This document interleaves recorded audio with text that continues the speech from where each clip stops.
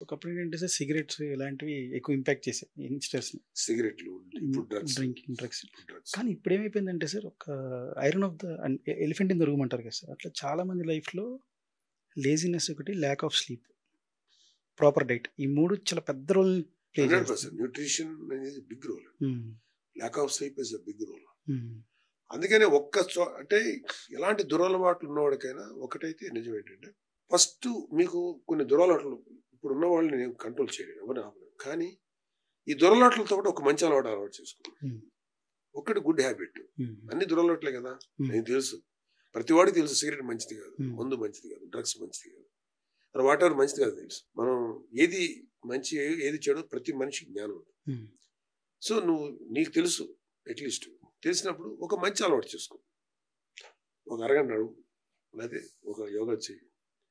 ఒక్క మంచి అలవాటు కొన్ని రోజుల తర్వాత మీ దురలవాట్లు ఏవైతున్నాయి అవన్నీ కట్ చేసి నేను మంచి వైపు నడిపిస్తాను. 100% దురలవాట్లతో బతికితే పోతాం. ఎందుకు పని రాకుండా